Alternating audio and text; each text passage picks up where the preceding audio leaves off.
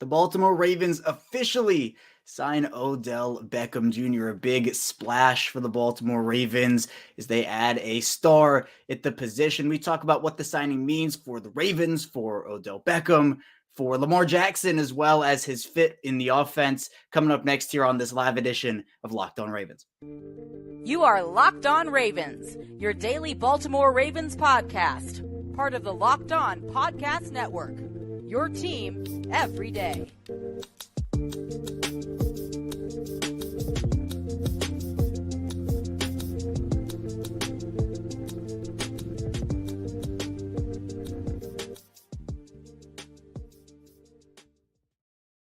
Welcome into a live instant reaction edition of Locked On Ravens. Very exciting one. Your daily Baltimore Ravens podcast here, and I'm your host, Kevin Oestreicher of Ravens Wire, coming to you live from the Locked On Podcast Network, your team every day. And thank you so much for being here with us today, making us your first listen of the day or the night here as we're recording here on Sunday evening. We're free and available all podcasting platforms. It is free to subscribe, both YouTube, audio form, or anywhere you get your podcast. So if you want daily Ravens content 5 days per week, be sure to subscribe on YouTube, subscribe anywhere you get your audio podcast, whether you're lounging around this Sunday evening, just getting back from Easter dinner. Very happy Easter to everybody out there. Happy Passover as well. Holiday season here, and a holiday for the Ravens as they sign Odell Beckham Jr. And this episode is sponsored by BetterHelp. BetterHelp connects you with a licensed therapist who can help take you on a journey of self-discovery from wherever you are. Visit BetterHelp.com/lockedon today to get 10% off of your first month.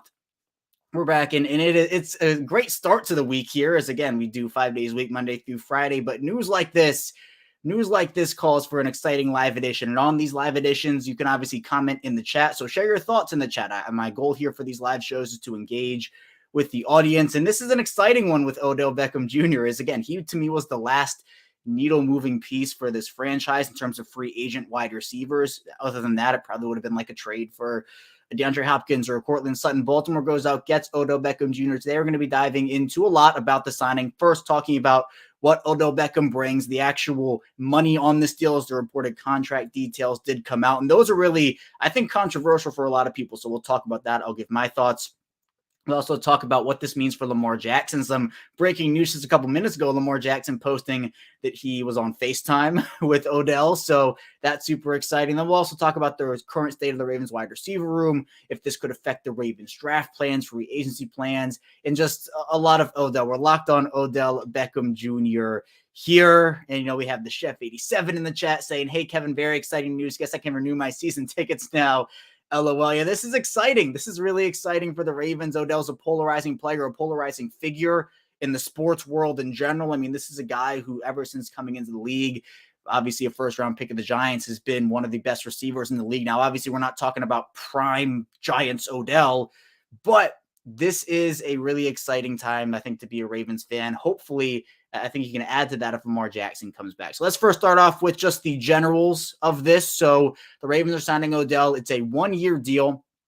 That deal coming in reportedly from multiple outlets as an up to $18 million contract, which the other details of that coming out that it's going to be $15 million in guarantees. Tom Pelissero of NFL Network putting out the details in a tweet saying it's a $13.835 million signing bonus, $1.165 million base salary, and $3 million in reachable incentives. So that means that Odell will make at least $15 million and as much as $18 million on that deal. Now, that doesn't necessarily mean the cap hit will be $15 million, but there are some interesting things going on potentially with void years and what that could mean extension-wise. Brian McFarland, who does great work, Ravens salary cap, over at Russell Street Report, kind of outlining for people that if there are 4 void years on that contract, so the proration ends up being the max of 5 years, Odell will have a 2023 cap number of $3.932 million. But there's a catch to that. If he's not extended before the 2024 season under that situation, he'll count for 11.068 in dead money on the 2024 cap. So this is a big risk contract for the Ravens. Odell himself, though, he is somebody who can be, is he a top 10 wide receiver one in the league anymore? Probably not. He's 31 years old right now, coming off an ACL injury that he suffered in the Super Bowl. He's 30 now. He'll be 31 by the time the season starts, I believe, or very close to it. And he's a player, again, over the course of his career, 531 catches, 7,367 yards, and 56 touchdowns. And I did a lot of math earlier. I did a lot of math to put out just where Odell's stats rank among Ravens wide receivers, who they've added, the veteran aspect of that. So Odell, I mentioned those stats. He's 531, 7,367, 56 in terms of catches, yards, and touchdowns. For the other 8 players on the Ravens roster at that position, 585 catches, 7,073 yards, and 43 touchdowns. So 531 for Odell, 585 for the rest, 7,367 yards, 7,073 for the rest, and 56 touchdowns for Odell, 43 touchdowns for the rest. And if you want to take that a step further, remember Nelson Agholor? Yeah, Nelson Agholor signed with this team. It's a signing that it's funny, and I kind of talked about this on a show a couple weeks ago, or maybe it was last week, where the timing and perception of this whole thing, if Nelson Agholor had signed after Odell, I think that move would have been a lot less crucified. Like, do I like the Agholor signing still? It's not my favorite. I would have rather just brought back to Marcus Robinson. But with Odell in the fold, the Agholor signing looks a lot better. And so the Ravens adding Agholor and Odell Beckham, they added 16 combined years of NFL experience, 871 combined catches, 11,613 yards, and 87 touchdowns. The other 7 wide receivers on Baltimore's roster, so that includes Rashad Bateman, Devin Duvernay, James Prochet, Tylan Wallace, etc., they combined 7 players, 22 years of NFL experience, 245 catches, 2,827 yards, and 12 touchdowns. The Ravens needed to add veterans. They needed to add veterans in this room. They had gone with the young approach for too long. I'm not saying a young guy can't be really good for them. I'm not saying Rashad Bateman can't be that guy for them, but they needed the NFL experience, and Odell Beckham does provide that. Michael Davis checking in saying, what does all of this really mean? Well, you can break it down into a couple of different aspects. And I think Michael, his comment has a lot of meaning, because it's not just, what does it mean for the Ravens wide receiver room? What does it mean for the team? I mean, what does it mean for Lamar Jackson, right? We'll talk about that throughout the week. We'll talk about that also a bit in the second segment. Braden Howard checking in saying, we did it, Kevin. Great things to come to those who wait. And they wait. People waited for a long time. I tweeted, Ravens fans deserve this. They deserve exciting news like this after the pure and absolute roller coaster. The absolute roller coaster this offseason has been. They get, again, the last needle-moving mover on the wide receiver market in free agency. And Braden saying, this offense is exciting for the first time since 2019. This blows the draft wide open. Hard agree. Absolutely agree with that point by Braden. This gives the Ravens so much draft flexibility, something we'll talk about in the third segment a little bit, so be sure to stay tuned for that. But without the Odell signing, it really felt like the Ravens were pigeonholing themselves into the wide receiver conversation in that first round. Jackson Smith-Njigba, Jordan Addison, Quentin Johnston, Zay Flowers. They can still go that route 100%. I'll kind of outline my plan moving forward later, but they can still go that wide receiver route. I wouldn't be mad about it. But to me, I almost pivot to corner and say, well, if you got Odell, you got Nelson Agholor, can you take a corner with that 22nd pick? A Joey Porter Jr., I think, is the ideal scenario for a lot of people there. I don't think he falls, but a Deonte Banks, a Cam Smith, et cetera. Do you trade down from there? And then in the middle rounds, take a wide receiver there. And Jim Scarborough saying, hope he can hold up for an entire season. We need him for the playoffs. That is right. Hopefully the health can be a blessing for the Ravens. He has not been very healthy over the course of the last couple of seasons. Obviously only 7 games in Cleveland during that 2020 season before his injury, and then ended up playing in 14 games with the Rams and the Browns for the ACL injury in the Super Bowl. And Evan Rhodes kind of continuing the conversation about the draft. If we draft Joey Porter Jr. in the first round this offseason, will be salvaged for the most part. I agree.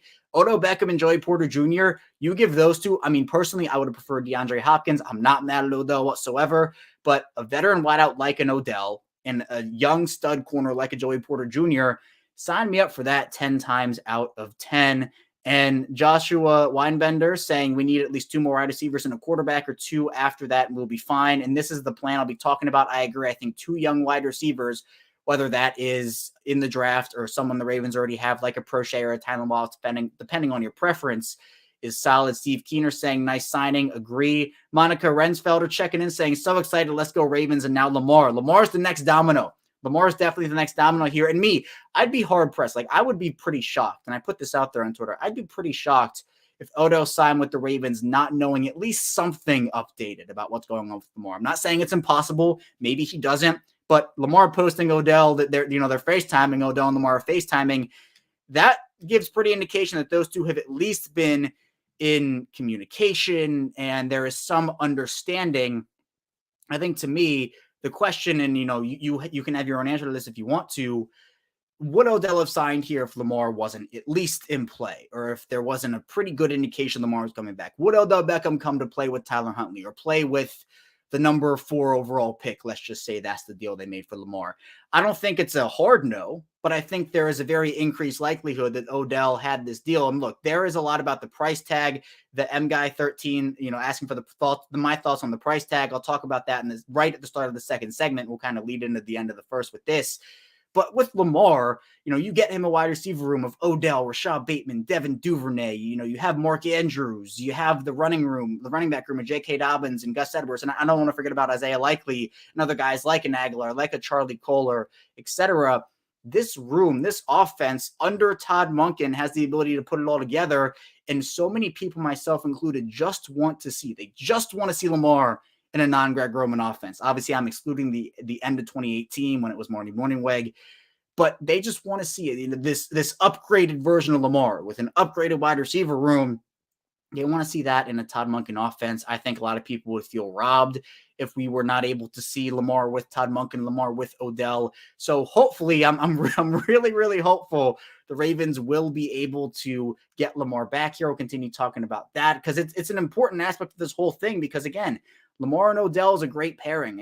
Odell with Rashad Bateman, Odell with Devin Duvernay. But where is that next domino? Where is that Lamar Jackson domino? We'll continue talking about that. We'll talk about the draft. We'll talk about the price tag, the actual contract, why it's potentially both really good and really bad for the Baltimore Ravens. We'll do all that coming up. So be sure to stay tuned. Still lots to dive into on this live reaction edition episode of Locked On Ravens. But first, this episode is sponsored by BetterHelp. And getting to know yourself can be a lifelong process, especially because we're always growing and changing. And over the course of your life, you learn new things, you have new experiences. And therapy is all about deepening your self-awareness and understanding because sometimes we don't know what we want or why we react the way we do until we talk through things. BetterHelp connects you with licensed therapists who can take you on that journey of self-discovery from wherever you are. And there are so many people who have benefited from therapy and all of the things that it can do for you. For example, it's helpful for learning positive coping skills, how to set boundaries. It empowers you to become the best version of yourself.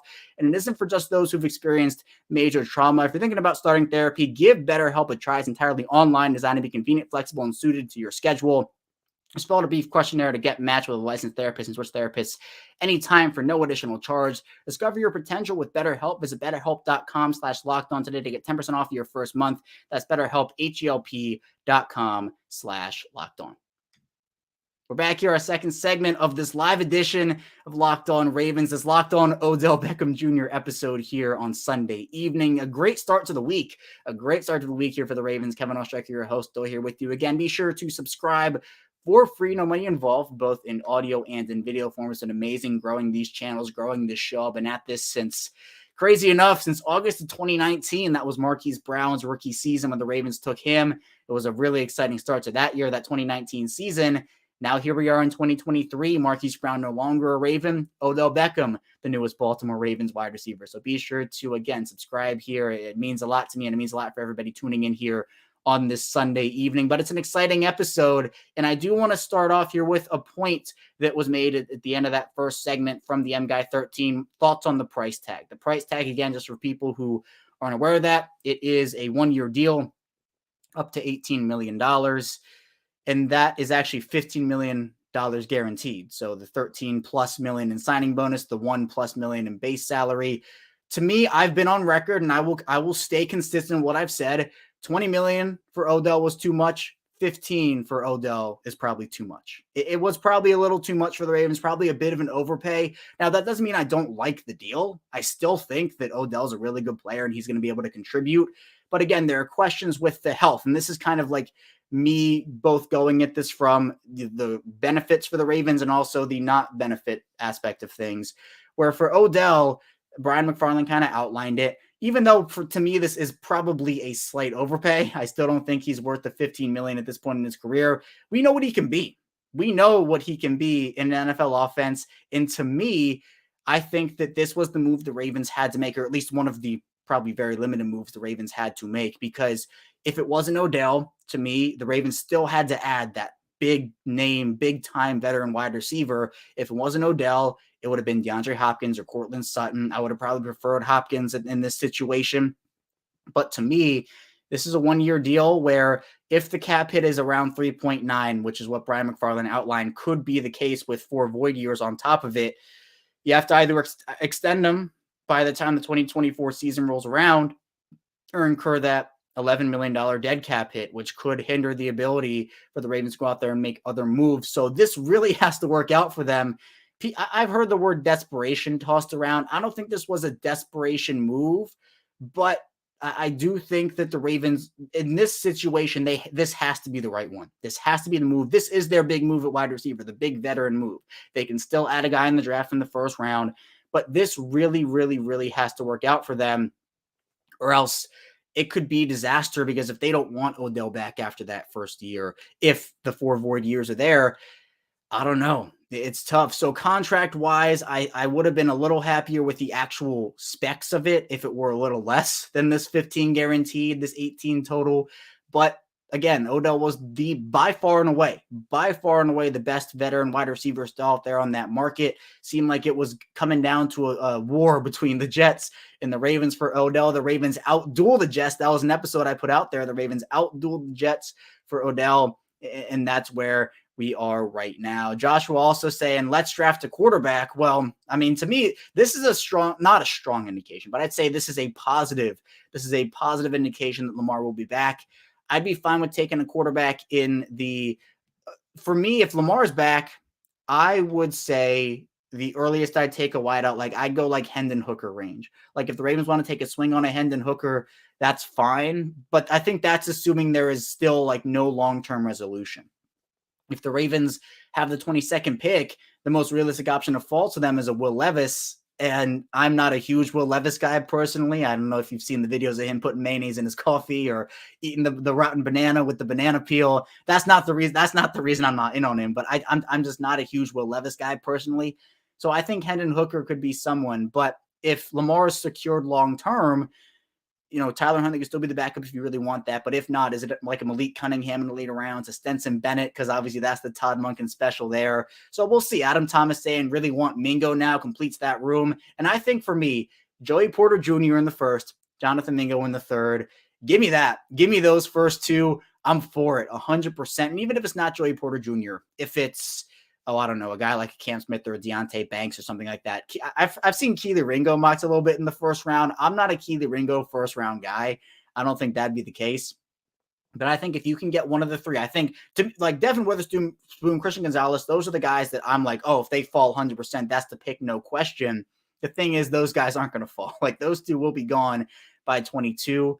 But I mean, if you can get a corner in the first and then a guy like a Jonathan Mingo in the third, I think that's really, really good. Steve coming back saying, still think a strong possibility the Ravens trade back in the first round. It's an EDC thing. I agree with this. To me, I would love the corner pick. To me, the most realistic possibility for the Ravens now that I think Odell gives them draft flexibility. Now that there's this draft flexibility, I think the most realistic option is trading down in the first. The Ravens have been well documented saying they want more than 5 picks. That was obviously made apparent at the pre-draft press conference and honestly far before that. And to me, if you can trade down from 22 to like 28 or even 27, if you can pick up an extra second round pick in that, if you can maybe pick up an extra fourth in that too, you're moving down 5, 6, 7, 8 spots. There will still be guys who the Ravens liked at 22 who will be there at 27, 28, 29, etc. If you can do that, pick up a Zay Flowers or a Cam Smith or a Deontay Banks, get a second rounder. This to me, it's not necessarily a super top-heavy draft. Like, to me, the bread and butter of this draft is in the second round. Like, the late first to end of the second, early third round is where a lot of good picks are going to be made. And guys will fall into that second round that maybe should have gone in the first because this is such a deep class. Corner-wise, definitely. It is a deep class wide receiver-wise. Again, not top-heavy.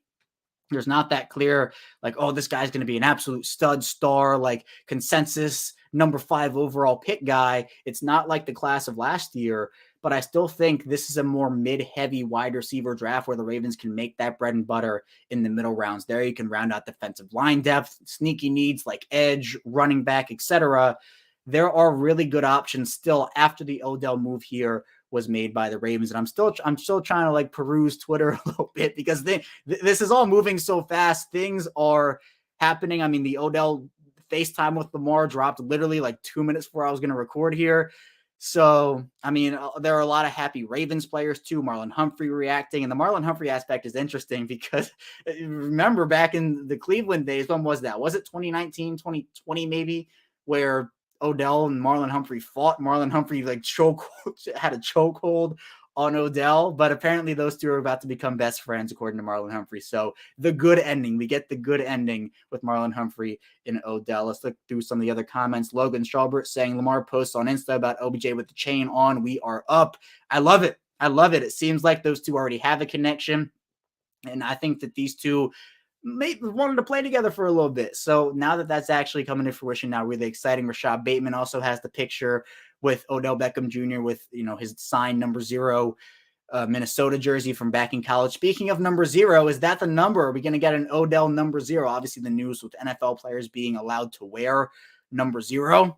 Hey, Odell could be that guy, or does he take 3 from James Prochet if James Prochet is even on the roster come opening day? So we'll see what that. Joshua was saying, I would like a Quentin Johnston. Not many 6'4" wideouts who are fast come around.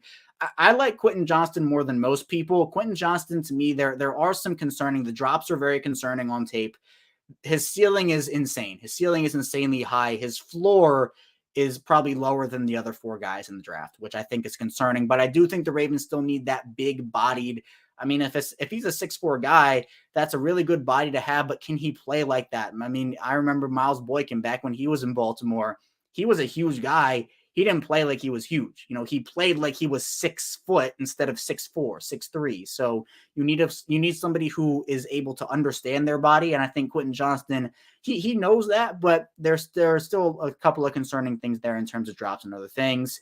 And, Ballhawk Productions saying, hey, OBJ posted his kid in an LJ jersey. That was how he announced the deal on Instagram. It was really cool. And, a couple of pictures of his kid in the Lamar jersey.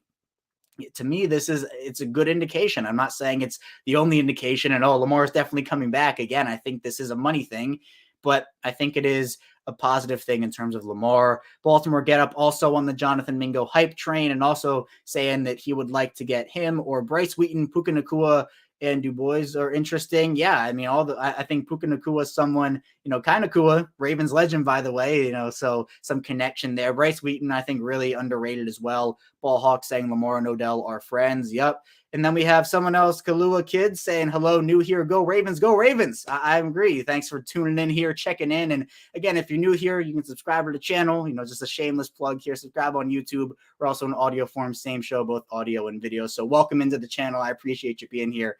And Ballhawk saying Lamar is coming back 100%, at least under the tag. At least, I mean, again, there are the questions about would Lamar play under the tag or would he not? I don't necessarily know if he would or not, but I think the Odell signing is a good indication of that. And then as Stunna saying, I love the sign. Good job, EDC and the Ravens. Now let's go get D-Hop. I think this was it. I don't think D-Hop's coming anymore. I think that with Aguilar, with Odell, you've done your veteran work. Now it's time to turn to the young guys, mid-round wide receiver, maybe a first-round wide receiver. I would have loved D-Hop in Baltimore. I think the Odell signing effectively ends that train, and Odell was the veteran they ended up going with. And I'm fine with it. Again, is it a slight overpay contract-wise? 1 year, $18 million up to 15 guarantees. Probably a slight one, but again, Odell was the last solid needle-moving wide receiver on the board. If that's the case, you kind of have to go with what you go with, and the Ravens made the move they felt like they had to make, and hopefully this can help not only on the field, but get Lamar back on the field for the Ravens. So coming up in our final segment, we'll talk a bit more about the Ravens wide receiver room in general, look at Odell and what he can actually bring to the team as a 30 or soon to be 31-year-old here for the Ravens. So be sure to stay tuned still. Lots to dive into on this instant reaction live edition of Locked On Ravens. But first, this episode is brought to you by FanDuel. And for grand slams, no hitters, and double plays, they are all back here, and there's no better place to get in on the MLB action than FanDuel, America's #1 sportsbook. The Orioles are back. They've had a rough stretch after that opening day win. I was there. I wore my Orioles socks, and that's the only reason they won, by the way.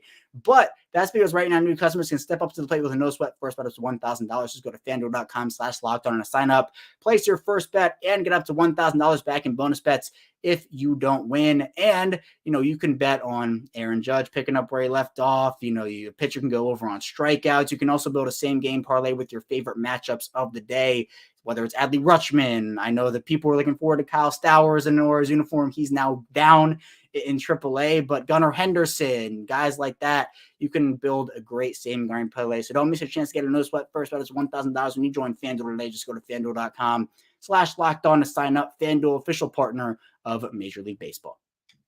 We're back, rounding out Locked On Ravens Sunday evening live instant reaction edition. Kevin Oestreicher still here talking with you and talking with the chat here on YouTube. We are live here, but if you missed the live edition, this is going to go on audio form. Anywhere you get your podcast, the replay, it'll also be available for replay on YouTube if you want to come in here, check it out again, and relive the excitement of Odell Beckham Jr. So be sure to subscribe on YouTube, follow along in audio form as well.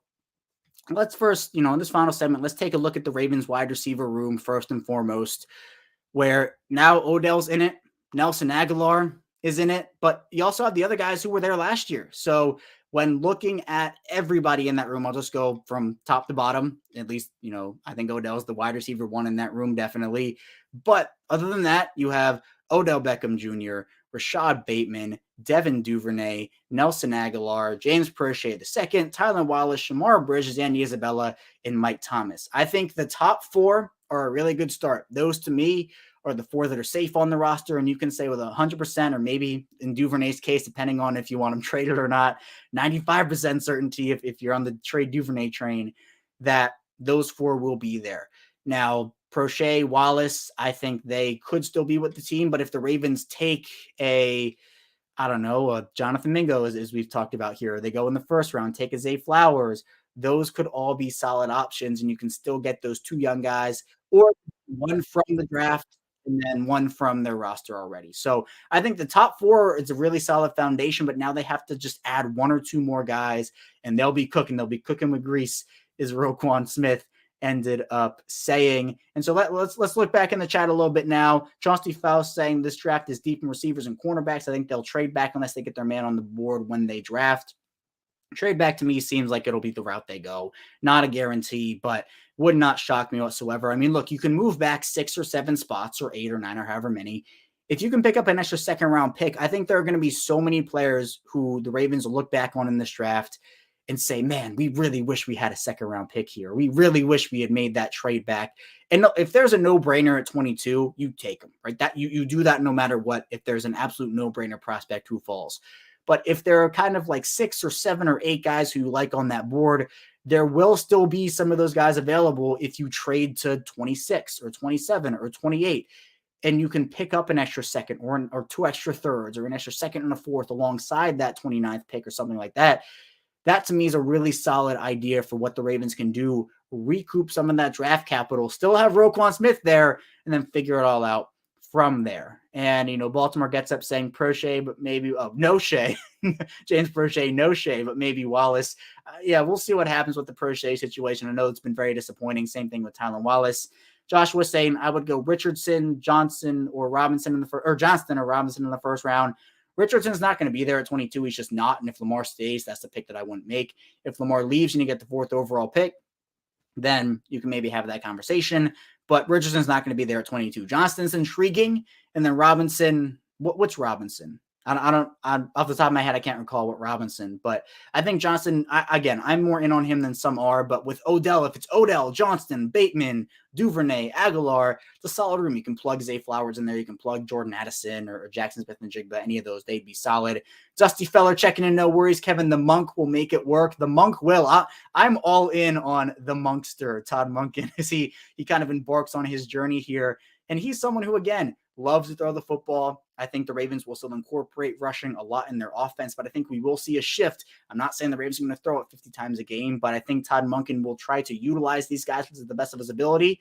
And with the way that Todd Monken talked about Odell Beckham in this introductory press conference, you're almost looking back on it now and you're like, we kind of talked about it a little bit, but it just seems so likely at that point that, we weren't really sure where Odell was going, but now it's official. Odell, a member of the Ravens. And Alyssa coming in here saying, interesting that he would sign without knowing who will throw him the ball. Yeah, I mean, again, nothing has happened with Lamar. So at this point, like, there's no sure thing about, oh, yeah, Lamar's coming back to Baltimore because of Odell. But again, I do think that there is some positivity you can take away from the Lamar situation in this, especially in the fact that Lamar was on FaceTime with him, and the signing itself, I think, is maybe what the Ravens were looking for and what Lamar was looking for in a veteran wide receiver. Mama 24 saying still got to get another wide receiver in the draft. I agree. I wouldn't even be mad if they took two. I would hope they would get more draft picks, but wide receiver and corner are the two absolute needs for them in this draft. Signing Odell gives them the opportunity to go corner if they need to in the first round, even go best player available if they want in the first round there. Dale Sillyman coming in. I don't understand how this works with the Ravens cap situation. Some bets will need to be traded for picks. And so going back to this cap situation and how this all works out, and Dale and whoever else is wondering, it's a good question. So for Baltimore, this again, a 1 year, up to $18 million deal with $15 million in guarantees. So for the Ravens, they have, I think before Odell, it was a little over $6 million in cap space. Brian McFarland, who does great work for Rush Street Report in his Ravens salary cap on Twitter, if you want to shoot him a follow. If the Ravens add 4 void years to reach the aspiration of 5 years, Odell will have a 2023 cap number $3.932 million, which will put them right around $2-3 million in cap space. However, in that situation, the 4 void year situation, if that is the case, and he's not extended before 2024, he'll count for 11.068 in dead money. So they could make it work that way. But I agree, Dale, I think we will see a couple of veterans either restructured or traded. I don't know who that is. I know Patrick Queen is kind of the most popular option around the airwaves about, who could be traded. Look in that situation. Maybe it's Patrick Queen, maybe it's someone else, but they can make this work, especially if they add void years on. But you're right, a $15 million guaranteed contract and guarantees there. That outright will not work for the Ravens with what they have salary cap wise. And then also, Mark saying any receiver could be there at 22. I agree. I think Jackson Smith-Njigba probably goes before, but the trio of Johnston and Addison and Zay Flowers, all three of those guys could be there. I think someone will take a swing on Johnston's tools before 22. So you might be picking between Jordan Addison and Zay Flowers. I slightly prefer Jordan Addison. I like Zay Flowers a lot too. I slightly prefer Jordan Addison, but I don't think you go wrong with either one of those guys. And then Sean Lyle coming in, trade back, then get a corner in the first. I agree with this. I think this is a really solid option for them. And if you trade back, your options there at corner probably are going to be a guy like Deontay Banks or a Cam Smith. Would not be mad with either of those guys, especially if you can pick up an extra second or an extra third in that deal. Sean coming in saying Marvin Mims is one of my favorite mid-round guys. I think it's tough because to me, I think Mims will be gone before 86. So to me, it'd be if the Ravens trade back, pick up the 28th pick, let's say, get next, like maybe a late second and a late third. I don't know if you can maneuver that draft board, but I think Mims, he's not good enough to take a 22, but I think he'll be gone before 86. So that's going to be interesting. Self-taught Gardner, Patrick Queen, and a 4 for DeAndre Hopkins in a third. I mean, I would have done that if the Ravens hadn't signed Odell, but I think, again, the Hopkins train, it has stopped. It is no longer moving. I think Odell was the veteran acquisition for them. I would have loved DeAndre Hopkins. I honestly probably would have preferred it a little bit to Odell, but Odell still is a very solid player. We just have to hope, at least for the Ravens' sake, the health is able to stay relatively. He's able to stay relatively healthy, and also that he can produce on the field, and that Lamar is back there as well. Island Vibes saying still a wide receiver. If a good one is on the board, best player available still means wide receiver. Is a Johnston or Addison or Flowers? Yeah, those three guys, I wouldn't be shocked if either of those guys were available there. Mark saying, I think this is a sneaky great mid-round quarterback draft with DTR and the UGA guy. Yeah, I mean, I think Stetson Bennett is, if you want the Monken connection, Stetson Bennett is that guy. Also, Malik Cunningham potentially, Penn State court, Steve Clifford, another one, Clifford is the one from Penn State, so he could be an option there. Joshua saying, I like Richardson. If we draft defense, the picks will be wasted. Quarterback, wide receiver, maybe running back. I would even trade for Jerry Jeudy. I mean, for Richardson, it's either you draft defense or you don't in that first round. So maybe Joshua was saying just like if Richardson is the pick in the first round, defense for the rest of the draft. But again, if Lamar is there, I'm not taking Richardson. I think that's redundant, and the Ravens have other needs they need to address there. Trey Palmer in the fifth, DTR in the fourth. Sean saying not a bad aspect. Mamba saying you don't need a big body wide receivers. Getting no one-on routes is more important. Chiefs have 0 big body wide receivers. I mean, I agree with this in principle. I mean, I think having Odell, having Rashad Bateman, those are two really good separators. Devin Duvernay's an underrated guy in being able to go up and get the football in contested catch situations. So at that point, do you like, is it a need? Do you absolutely have to have a big body wide receiver? No, it's not an absolute need, but I think it'd be nice to have one of those guys. I think it'd be, maybe you call it a luxury if you can get one of those guys on the roster. Sean saying Mingo in the third, would be more than happy with that. Mark says, I don't have much worry about Lamar sitting out at this point. I would hope not. I would hope he doesn't. But again, Mark's saying a 1-year deal is not a reason to not draft a first-round wide receiver. I agree. I mean, you have to have short and long-term goals here with the Ravens and what they end up having. So to me, this deal for Odell is, at least short-term wise, you can kind of scope it out for a year, see what it is. It's a risky deal. It's definitely a risky deal for the Ravens. I'm not saying it's, free of risk for them. They have to hope this works out, hope he gels with the offense, gels with his teammates.